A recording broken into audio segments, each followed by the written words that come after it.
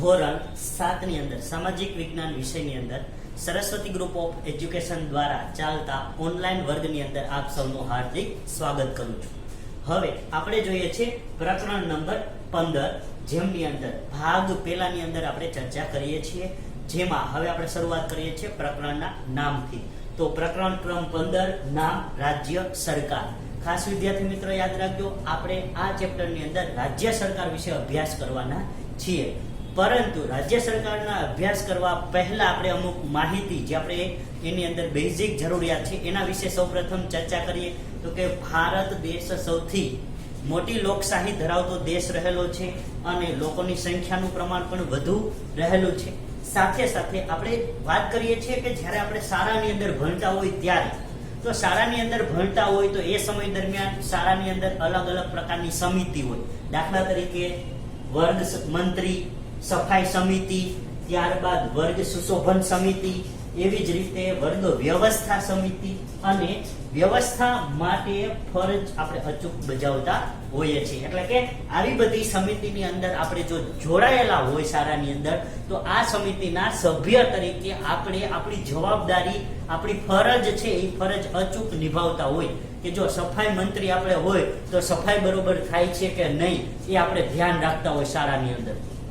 એવી જ રીતે વર્ગ સુશોભન મંત્રી સૌથી વધુ મજા આવે એવું કાર્ય હોય તો એ છે, અને આમની અંદર જ આપણે વિદ્યાર્થી જીવન દરમિયાન આ સુશોભનની અંદર આપણો વર્ગ કેવી રીતે સરસ મજાનો જે છે એ સારો લાગતો હોય એના માટે કાર્ય કરતા હોય છે વર્ગ સુશોભન સમિતિની અંદર। તો આપણે પણ એમની અંદર આપણે સંપૂર્ણપણે આપણી જવાબદારી નિષ્ઠાપૂર્વક નિભાવીએ છીએ અને કાર્ય કરતા હોય છે, અને એના કારણે જ એક પ્રકારે કહીએ તો કે આપણા વર્ગની વ્યવસ્થા જે છે એ વર્ગની વ્યવસ્થા જળવાય છે, કારણ કે આવી બધી સમિતિની અંદર રહેલા સભ્યો દ્વારા આપણી બધી તમામ પ્રકારનું ઓબ્ઝર્વેશન જે છે એ થતું હોય છે। તો આના કારણે વર્ગ વ્યવસ્થા જે છે એ સારા પ્રમાણે જળવાય છે। એવી જ રીતે આપણે વાત કરીએ, જો વર્ગ આવી રીતે સરસ રીતે ચાલતો હોય ને એટલા બધાની જરૂરિયાત હોય તો આપણું રાજ્ય અને આપણો દેશ તો ખૂબ જ મોટો છે, તો એના કારણે કોઈ એક વ્યક્તિ દ્વારા એને ચલાવવો મુશ્કેલ બને, અને એટલા માટે જ આવા પ્રકારની સમિતિની જરૂરિયાત પડતી હોય છે। તો એવી જ રીતે આપણું રાજ્ય પણ મોટું છે, કેમ કે રાજ્યની અંદર આપણા ગુજરાત રાજ્યની અંદર 33 જિલ્લાઓ આવેલા છે। તો વિચાર કરો, આપણું ગુજરાત રાજ્ય આટલું મોટું છે તો એમની અંદર એક વ્યક્તિ દ્વારા શાસન ચલાવવામાં આવે કે એક વ્યક્તિ દ્વારા વ્યવસ્થાની જાળવણી કરવામાં આવે તો વ્યવસ્થા જળવાય? ના જળવાય। વ્યવસ્થા જળવામાં અડચણ આવે, ઘણી બધી મુશ્કેલીઓ છે એ પડે કે જેના કારણે બધી જગ્યાએ છે એ ધ્યાન આપી શકાય નહીં। એટલા માટે રાજ્યના મૂળભૂત હેતુઓમાંથી પણ ખાસ યાદ રાખજો, રાજ્યના મૂળભૂત હેતુઓ છે એમાંનો એક હેતુ કાયદો અને વ્યવસ્થાની જાળવણી દ્વારા કે કાયદો અને વ્યવસ્થાની જાળવણી કરવાની છે, અને એના દ્વારા લોકોની સુખાકારી અને સલામતી, ખાસ યાદ રાખજો, લોકોની સુખાકારી અને સલામતી સાચવવાનો છે। એટલે કે રાજ્ય સરકારે આ કાયદાનો અમલ કરાવવાનો છે કે જેમની અંદર લોકોની સલામતી રહે અને એની સાથે સાથે સુખાકારી, એટલે કે જો વ્યવસ્થા સંપૂર્ણપણે ચાલે તો લોકો સુખાકારી અનુભવતા હોય છે। એટલે કે આપણને પાણીની સુવિધા, રોડ રસ્તાની સુવિધા, ટ્રાફિકની સુવિધા, તો આ બધી જે સુવિધાઓ આપણને મળવી જોઈએ, સમસ્યા નહીં। તો આની અંદર સુવિધા આપણને મળે તો આવી સુવિધાને કારણે આપણે જે છે એ સારી રીતે વ્યવસ્થા ચાલે છે એમ કહી શકાય। પરંતુ આ સાચવવાનો એમનો હેતુ છે, પરંતુ લોકોની પણ એમની સાથે જવાબદારી રહેલી છે। જો લોકો પણ આ જવાબદારી સમજે તો જરૂરી છે, અને એટલા માટે જ આજનું પ્રકરણ આપણે છે એ આ રાજ્ય સરકાર વિશે ચર્ચા કરવાના છે, જેમની અંદર તમને એના વિશેની માહિતી મળશે અને તમે જાગૃત નાગરિક બનશો, કેમ કે ભવિષ્યના નાગરિક તમે છો જ। તો આના કારણે આ બાબતની જાળવણી કરવી એ રાજ્યનો મૂળભૂત હેતુ છે। ત્યારબાદ રાજ્યના લોકોનું સ્વાતંત્ર્ય અને મૂળભૂત હકોનું જતન અને રક્ષણ, બીજી બાબત હવે અહીંયા આવે છે જતન અને રક્ષણ, કે આપણા જે કાંઈ પણ મૂળભૂત હકો છે તો એ મૂળભૂત હકોની અંદર કે સ્વાતંત્ર્ય અને એની સાથેના મૂળભૂત હકો, તો આ હકો એટલે હક અને ફરજ, આ બે બાબતની વાત આવે છે। તો હક અને ફરજ છે એ આપણને સ્વતંત્ર રીતે, કે આપણા પર કોઈનું પ્રેશર ના હોય, આપણા પર કોઈ વ્યક્તિની દાદાગીરી ન હોય, અને આપણે મુક્ત મનથી એને અપનાવતા હોવા જોઈએ। તો આમ આ લોકોનું જે છે એ સ્વાતંત્ર્ય જળવાઈ રહે એટલા માટે સરકારનું કોનું રાજ્ય સરકારનું કાર્ય શું હોય છે તો કે એમનું જતન કરવું, એટલે કે બધા લોકોની એમને જાળવણી કરવાની છે. અને એની સાથે સાથે જો કોઈ પણ જગ્યાએ આના વિરુદ્ધ થતું હોય, એટલે કે શોષણ થતું હોય કે પછી એ જ રીતે કોઈ લોકો છે એ દાદાગીરી દ્વારા બીજા લોકોની સ્વતંત્રતા છીનતા હોય, તો જ્યારે કોઈની સ્વતંત્રતા છીનવાય તો એવા સમયે સરકાર દ્વારા રક્ષણ કરવાનું કાર્ય જે છે એ રક્ષણ કરવાનું કાર્ય રહેલું છે. અને આ સરકારનો હેતુ છે. સરકારે આના માટે જાળવણી અને રક્ષણ કરવું જોઈએ, એ હેતુથી સરકારને કાર્ય કરવાનું રહેતું હોય છે. તો એ રાજ્ય સરકાર વિશે આપણે હવે પ્રકરણની અંદર વિસ્તૃત માહિતીની શરૂઆત કરીએ છીએ. એ વિસ્તૃત માહિતીની અંદર આપણે જોઈએ તો સરકારના મુખ્ય 3 અંગો છે. ખાસ વિદ્યાર્થી મિત્ર યાદ રાખજો આ 3 અંગો વિશે. સરકારના મુખ્ય 3 અંગો છે, જેમાં ધારાસભા, ત્યારબાદ કારોબારી, બીજું અંગ છે કારોબારી, અને ત્રીજું અંગ રહેલું છે ન્યાયતંત્ર. તો વિદ્યાર્થી મિત્રો આ બાબત ખાસ યાદ રાખજો. ધારાસભા, કારોબારી અને ન્યાયતંત્ર સરકારના 3 અંગો છે. હવે એ જોઈએ આ 3 અંગો છે એ કઈ રીતે કાર્ય કરે છે. તો કે ધારાસભાની અંદર કાયદા ઘડવામાં આવે છે. કારોબારી શું કરે છે એટલે કે મંત્રીમંડળ કહી શકાય. કારોબારી છે એ જે ધારાસભાએ કાયદા ઘડેલા હોય છે તો ઘડેલા કાયદાનો અમલ કરાવવાનું કાર્ય કારોબારી કરે છે. અને ત્રીજું ન્યાયતંત્ર શું કરે છે કે જો કોઈ વ્યક્તિ કાયદાનો ભંગ કરે તો કાયદાના ભંગ કરનારને સજા આપવાનું કાર્ય જે છે એ સજા આપવાનું કાર્ય ન્યાયતંત્ર કરે છે. તો સરકારના આ 3 અંગો છે એ આ રીતે કાર્ય કરી અને લોકોની સુખાકારી, સલામતી અને સગવડની અંદર વધારો કરે છે. અને આ બધી બાબતોના આધારે કહી શકાય કે રાજ્યની અંદર સુવ્યવસ્થા છે એ જળવાયેલી છે, તેમજ રાજ્ય વ્યવસ્થિત રીતે ચાલી રહ્યું છે એમ કહી શકાય. તો આ 3 અંગો ખૂબ અગત્યના છે, તમે એમને સ્ક્રીનશોટ પણ લઈ શકો છો. સ્થાનિક સરકાર એટલે આપણે હમણાં આગળ વાત કરી કે જે પ્રકારે સરકાર પણ એક સંચાલન મંડળ છે. સંચાલન મંડળ એટલે કે વ્યવસ્થા કરનાર. તો ખાસ યાદ રાખજો, સરકાર એ કોઈ એક વ્યક્તિ નથી. તમે આગળ ધોરણ 6 માં સરકાર વિશે ભણી ગયા છો અને આપણે ધોરણ 7 ની અંદર હવે સરકાર એટલે કોઈ એક વ્યક્તિ નથી, વ્યક્તિઓનો એટલે કે સંચાલક સભ્યોનો સમૂહ જેને સરકાર કહે છે. એટલે સરકાર એક સંચાલન મંડળ છે, સંચાલન વ્યવસ્થા સમિતિના ભાગરૂપ કે જે વ્યવસ્થા જાળવે છે. તો એ સંચાલન મંડળ એટલે સરકાર.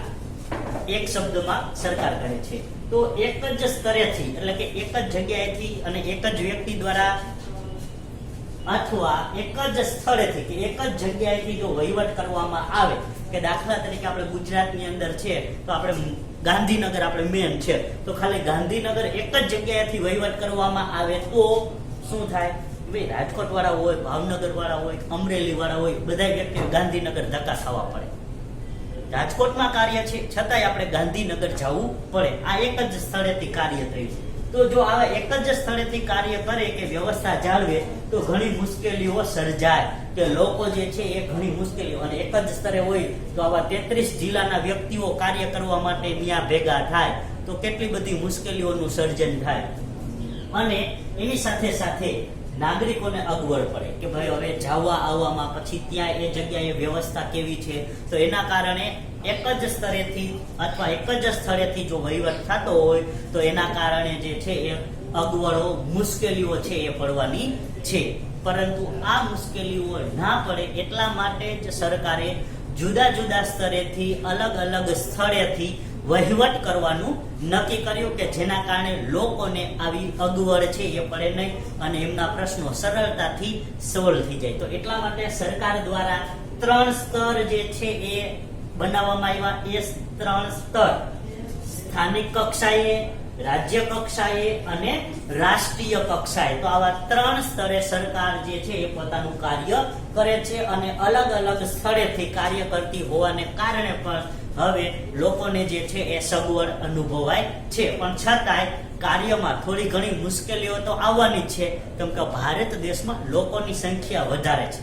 તો લોકોની સંખ્યા વધારે હોવાને કારણે આ સગવડોની અંદર પણ સગવડ ભોગવવાળા વ્યક્તિઓ વધુ હોય તો એના કારણે મુશ્કેલીઓ તો આવવાની છે. એટલે આવા 3 સ્તર હોવા છતાંય મુશ્કેલી આવે છે. તો વિચારો જો એક જ સ્થળેથી અને એક જ સ્તર હોત તો અમુક કાર્ય થયા પણ હોત નહીં. તો આના કારણે આવા અલગ સ્તર પાડવામાં આવ્યા અને એ આધારે કઈ રીતે હવે આ સ્તરે કાર્ય થાય છે તો કે એ સમય દરમિયાન લોકો દ્વારા કે જે કંઈ પણ નોંધાયેલા મતદારો છે તો એ નોંધાયેલા મતદારો મત આપે છે અને મત આપી અને પોતાના વિસ્તારની અંદર, પોતાના સ્થળની અંદર કે પોતાના ગામ કે શહેરની અંદર ચૂંટાયેલ પ્રતિનિધિ કે એક પોતાના પ્રતિનિધિને ચૂંટે છે કે જે એ બધા લોકો તરફથી એ વ્યવસ્થા સંભાળે છે, એ લોકો તરફથી રજૂઆત કરે છે, એ લોકો તરફથી થયેલા પ્રશ્નો છે એ આગળ પહોંચાડવાનું કાર્ય કરે છે. તો આ રીતે ચૂંટાયેલ પ્રતિનિધિ દ્વારા વહીવટ જે છે એ થાય છે. તો આ રીતે જે એક સ્થાનિક કક્ષાનો વહીવટ થયો, તો આ સ્થાનિક કક્ષાનો વહીવટ જે છે એ સ્થાનિક સ્વરાજ્ય પણ કહે છે. એટલે કે આ રીતે એક જ સ્થળેથી બધો વહીવટ થતો હોવાને કારણે સ્થાનિક સ્વરાજ્ય પણ કહેવામાં આવે છે. એમના ઉદાહરણો જોઈએ તો કે ગ્રામ પંચાયત કે ગામડાનો વહીવટ ગ્રામ પંચાયત કરે છે, તાલુકાનો વહીવટ તાલુકા પંચાયત કરે છે, એટલે કે તાલુકાની અંદર આવતા તમામ ગામો છે એ તાલુકા પંચાયતની અંદર હોય. અને પછી જિલ્લા પંચાયત, તો કે એ જિલ્લાની અંદર તમામ તાલુકા છે એ તાલુકાનો વહીવટ જિલ્લા પંચાયત કરે છે. એટલે કે એમના ઉપર દેખરેખ રાખે છે અને એમને માર્ગદર્શન પૂરું પાડતા હોય છે. બાકી કામ તો ગ્રામ પંચાયતને જ કરવાનું હોય છે, કેમ કે ગ્રામ પંચાયત સૌથી નાનો એકમ છે. તો કાર્ય ત્યાં થતું હોય, તાલુકા પંચાયત એમને છે એ માર્ગદર્શન આપે, તાલુકા પંચાયતને જિલ્લા પંચાયત માર્ગદર્શન આપે અને ત્યાંના મોટા અધિકારીઓ છે એ અધિકારીઓ એમના ઉપર દેખરેખ રાખે અને જ્યાં જરૂર પડે ત્યાં સલાહ આપે. તો આ રીતે કાર્ય થતું હોય તો સ્થાનિક કક્ષાએ શરૂ થયેલ કાર્ય જે છે એ પૂર્ણ થાય છે અને લોકો સગવડનો અનુભવ કરે છે. ત્યારબાદ આ હતી ગ્રામ્ય કક્ષાનું સ્વરાજ્ય. જે આ સ્વરાજ્ય છે એના વિશે હતું ગ્રામ્ય કક્ષા એટલે કે ગ્રામ પંચાયતો. તો પંચાયતો છે એ ગ્રામ કક્ષાનું સ્વરાજ્ય છે. તો એવી જ રીતે શહેરોની અંદર નગરપાલિકા અને મહાનગરપાલિકા. ખાસ યાદ રાખજો, શહેરોની અંદર આ બે સ્થાનિક સ્વરાજ્યની સંસ્થાઓ રહેલી છે કે શહેરની અંદર જો પ્રશ્નો હોય તો શહેરના પ્રશ્નોનું સોલ્યુશન નગરપાલિકા અને મહાનગરપાલિકા દ્વારા થતું હોય છે. એટલે કે આપણે નગરપાલિકા હોય તો ત્યાં અને મહાનગરપાલિકા હોય તો ત્યાં રજૂઆત કરવાની કે જેના કારણે એ લોકો આપણા પ્રશ્નોને સોલ્વ કરવાનો પ્રયત્ન છે એ કરતા હોય છે. તો શહેરી કક્ષાએ આ બે સંસ્થાઓ છે એ સ્થાનિક સ્વરાજ્યની સંસ્થાઓ છે. અને એની સાથે સાથે આપણે હવે પંચાયતી રાજ વિશેની વાત કરીએ તો કે આપણા ગુજરાત રાજ્યની અંદર 1 એપ્રિલ, ખાસ વિદ્યાર્થી મિત્ર યાદ રાખજો, જનરલ નોલેજ માટે પણ આ પ્રશ્ન મહત્વનો છે અને આ પ્રશ્ન જે સ્પર્ધાત્મક પરીક્ષાઓમાં પણ પૂછાયેલો છે. તો ગુજરાત રાજ્યમાં 1 એપ્રિલ અને 1963 સાલવાળી ખાસ યાદ રાખજો, ઈસવીસન 1963. તો ઈસવીસન 1963 થી પંચાયતી રાજનો અમલ શરૂઆત, એટલે કે ગ્રામ પંચાયત, તાલુકા પંચાયત ને જિલ્લા પંચાયત, તો આવા પંચાયતી રાજનો અમલ શરૂ થયેલો હતો 1 એપ્રિલ 1963. અને આ બાબત જે છે એ પંચવર્ષીય યોજનાઓના ભાગ સ્વરૂપની રહેલી હતી કે જેના કારણે દેશના અને રાજ્યના વિકાસ થાય, તો એટલા માટે આ કાર્ય છે એ કરેલું હતું. તો હવે આગળ આપણે જે છે એ રાજ્ય વિશેની માહિતી જે છે એ વધુ આપણે મેળવીએ, એ અભ્યાસ કરીશું. એટલે કે આ પ્રકરણનું જે શીર્ષક છે એ શીર્ષક તરફ જઈએ છીએ. તો આપણે આગળ રાજ્ય સરકાર વિશે વધુ અભ્યાસ કરીશું. આપણે રાજ્ય વિશે જોઈએ તો રાજ્ય સરકારની રચના અને એમની ભૂમિકા. તો રાજ્ય સરકારની રચના કેવી રીતે થાય છે અને રચના થયા બાદ રાજ્ય સરકારની દેશની અંદર ભૂમિકા શું રહેલી છે એના વિશે આપણે હવે ચર્ચા કરીએ છીએ. તો એમની અંદર ભારત એક વિશાળ જનસંખ્યા ધરાવતો દેશ છે. એટલે કે ભારતની અંદર જનસંખ્યા એટલે કે વસ્તી, જનસંખ્યા એટલે શું થાય? વસ્તી. તો ભારતની અંદર વસ્તી ખૂબ વધારે છે અને વસ્તીની દ્રષ્ટિએ આપણે બીજો ક્રમ છે. ભારત વસ્તીની દ્રષ્ટિએ બીજો ક્રમ ધરાવે છે.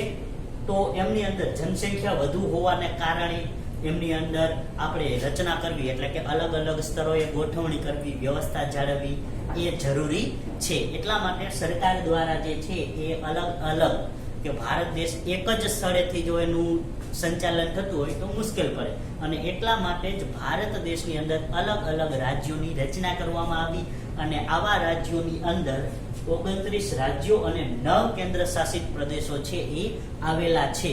વિદ્યાર્થી મિત્રો, બીજી બાબત તમને જણાવી દઉં, 6 કેન્દ્ર શાસિત પ્રદેશો હતા પરંતુ હમણાં થોડા સમય પહેલા સુધારાઓને કારણે આજે કેન્દ્ર શાસિત પ્રદેશોની સંખ્યા 9 થઈ ગયેલી છે.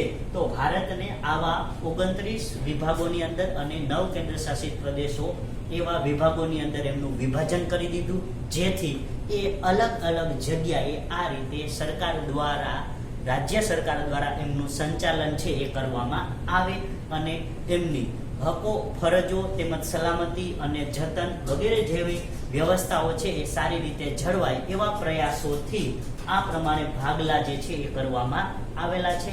ભાગલા તો ન કહી શકાય, પણ એને એમ કહી શકાય કે વિભાગ પાડવામાં આવેલા છે. તો આવા અલગ અલગ ડિપાર્ટમેન્ટ છે એ કરવામાં આવેલા છે, જેમની અંદર દેશમાં સમવાયી, જો ખાસ યાદ રાખજો, સમવાયી એટલે શું? સમવાયી એટલે કે રાજ્ય અને રાષ્ટ્ર, એટલે કે રાજ્ય અને દેશ એમ બે કક્ષાની સરકાર હોય. તો ભારત દેશમાં એ રીતે જ છે, રાજ્ય સરકાર છે અને દેશની એટલે કે કેન્દ્રથી, એટલે કે દિલ્હીથી જે શાસન થાય છે એ રાષ્ટ્ર, એ શું થયું?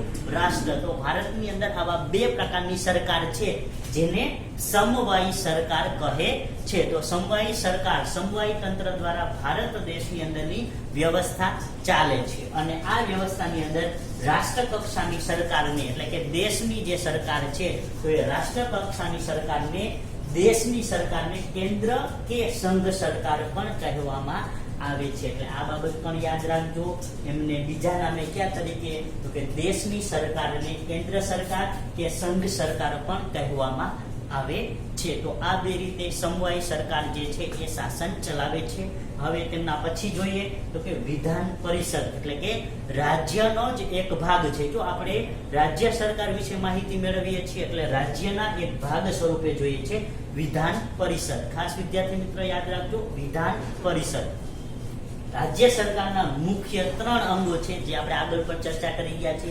તો એ 3 અંગો ધારાસભા, કારોબારી અને ન્યાયતંત્ર, આ 3 અંગો રહેલા છે. એ 3 અંગો દ્વારા અલગ અલગ, હવે એમના નીચેના, એટલે કે નીચેના વિભાગો જોઈએ તો આવા નીચેના વિભાગોની અંદર ધારાસભાનો સમાવેશ થાય છે, જેને ઉપલા ગૃહને વિધાન પરિષદ કહેવામાં આવે છે. એટલે ખાસ યાદ રાખજો, વિધાન પરિષદ કોનો ભાગ છે? તો કે ધારાસભાનું જે ઉપલું ગૃહ છે. ખાસ યાદ રાખજો, ધારાસભાના ઉપલા ગૃહને વિધાન પરિષદ કહે છે. તો આપણે આ વિધાન પરિષદ વિશેનો ખ્યાલ અહીંયા ક્લિયર થયો. ધારાસભાનું ઉપલું ગૃહ.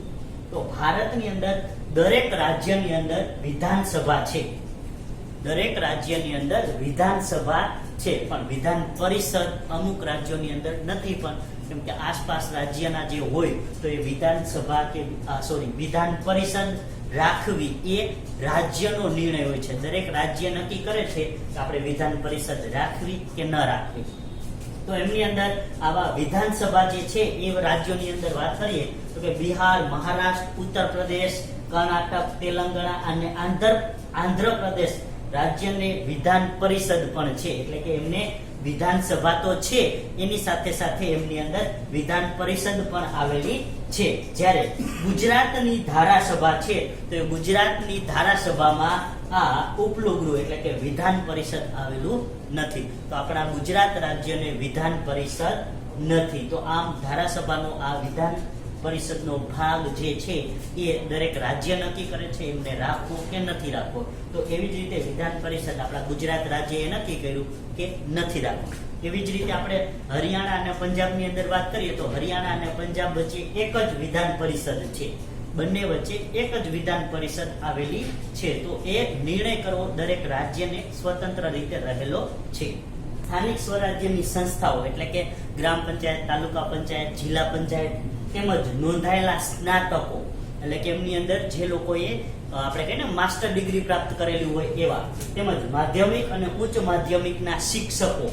તો આવા જે મતદારો હોય તો આવા મતદારો, તો દરેક મતદારો નહીં પરંતુ આ સમિતિની અંદર રહેલા જે મતદારો હોય તો એ મતદાર મંડળ જ વિધાન પરિષદના જે સભ્યો છે એ વિધાન પરિષદના સભ્યોને ચૂંટે છે. એટલે કે સામાન્ય લોકો જે છે એ વિધાન પરિષદના સભ્યોને મત આપતા નથી. તો આવા સ્નાતકોને એ બધા વિધાન પરિષદના સભ્યને ચૂંટે છે. તેમજ વિધાન પરિષદના જે ઉમેદવાર તરીકે જો 18 વર્ષે મત આપવાનો બધાને અધિકાર છે, પરંતુ ઉમેદવારી નોંધાવવા માટેની ઉંમર અલગ અલગ રહેલી છે. તો એમની અંદર વિધાન પરિષદની અંદર ઉમેદવારી નોંધાવવા તરીકે ઉમેદવાર તરીકે ઉભા રહેવા માટે ઓછામાં ઓછી 30 વર્ષ કે તેથી વધુ ઉંમર હોવી જોઈએ. એટલે 30 વર્ષ કે તેથી વધારે ઉંમરનો વ્યક્તિ અને એની સાથે સાથે ભારતીય નાગરિક કે ભારતનો નાગરિક હોવો જોઈએ. એમની પાસે ભારતનું વોટર આઈડી, ચૂંટણી કાર્ડ જે આધાર છે કે ભારતના નાગરિક તરીકેનો દસ્તાવેજ, તો આવા ભારતના નાગરિક હોવો જોઈએ. તો તે જ વિધાન પરિષદની અંદર ઉમેદવારી નોંધાવી શકે છે. તેમજ વિધાન પરિષદ છે એ કાયમી ગૃહ છે અને તેમની અંદર દરેક સભ્ય છે એ 6 વર્ષ માટે ચૂંટાઈ આવે છે.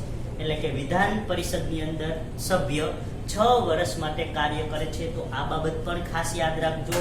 એ પણ જનરલ નોલેજ માટે છે, એ જાણવા જેવું છે અને સ્પર્ધાત્મક પરીક્ષામાં પણ પૂછાયેલ છે કે વિધાન પરિષદનો સભ્ય 6 વર્ષ માટે છે એ ચૂંટાઈ આવે છે, જ્યારે બીજા સભ્યો માત્ર 5 વર્ષ માટે હોય.